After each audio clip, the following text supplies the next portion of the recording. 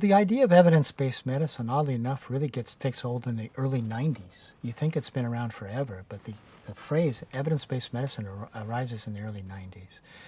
And the idea behind evidence-based medicine is that doctors can be deluded in the merits of their therapies, and then you can have scientific studies that tell you really what is effective and what is not.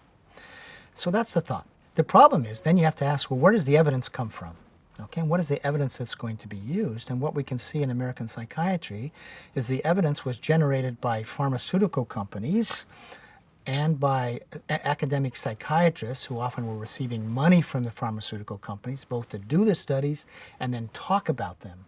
So what you see is, quote, a creation of an evidence base that was meant to serve a commercial purpose right from the beginning. And the people telling us that have a financial bias to tell us that the medications work.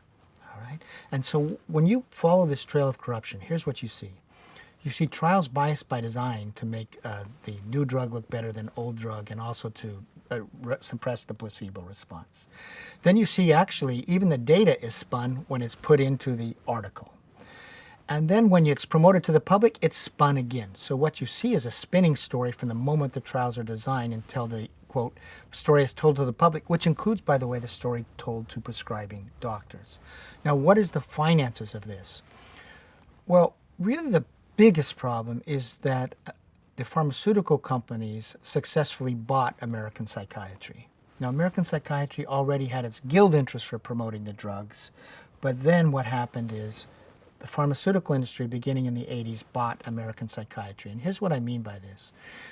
They funneled all sorts of money to the American Psychiatric Association to fund educational campaigns. Even at one point, some of the people working at the American Psychiatric Association.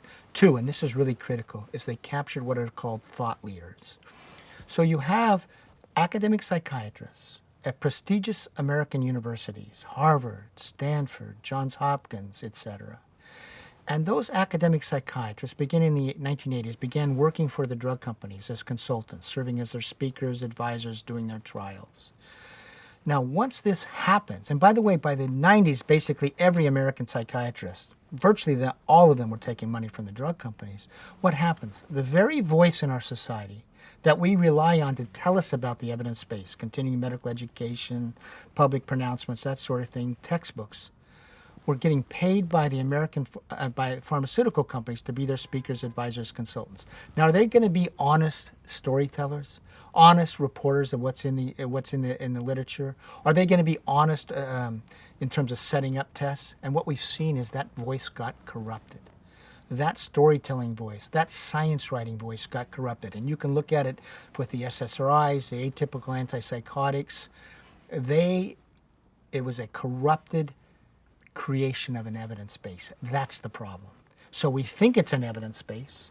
We think that this is good science. And in fact, what you see, if you really dig into the evidence base, what you see is that drugs, so for example, Prozac didn't really work in the trials. Prozac had all sorts of adverse effects. And it wasn't really very effective.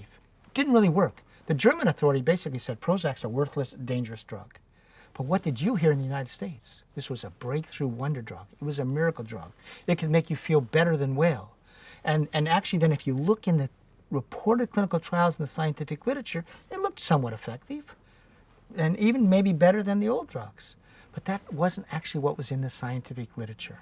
That's the problem. We have a corrupted evidence base. The other problem with the evidence base is this. We talk about an evidence base that comes from clinical trials, short-term use, 6 weeks. Is it better than placebo over 6 weeks? We don't have any regular mechanism for looking at what is happening to people over longer periods of time, 1 year, 2 years, 5 years, 10 years. And that's what I tried to do in Anatomy of an Epidemic. I tried to expand sort of the perspective on what is part of the evidence base. And when you look at the long-term study of psychiatric drugs, here's what you find over and over again. And I think it's really, it certainly needs to be known, and it's also heartbreaking.